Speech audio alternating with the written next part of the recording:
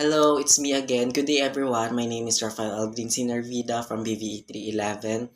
For our core subject values integration across the discipline, siguro nahirapan ako at the same time. Nag-enjoy din naman.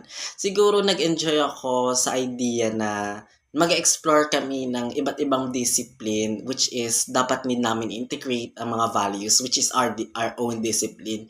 Siguro nahirapan lang ako sa part na na-realize ko na magkakaiba pala yung mga approaches or yung mga ah, techniques na ginagamit or kung paano pina-practice or din-develop ang isang discipline. For example, yung naka-assign po sa akin is Earth and Science.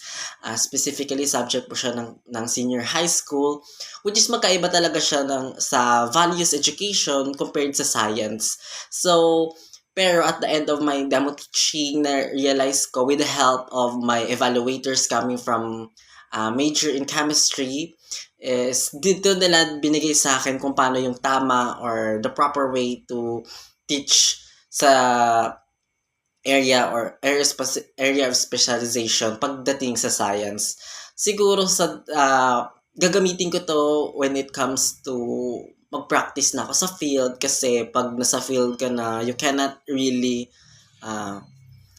think na itong subject nito ay pwede mong maituro but at some point meron ka ng prior knowledge kung paano yung approach sa ganitong subject. At the same time is makapag-integrate ka pa ng mga values, and at some point if ever na may mga other teachers teaching other subject is pwede mo silang matulungan kung paano mag-integrate ng values. Yun lamang po at maraming salamat.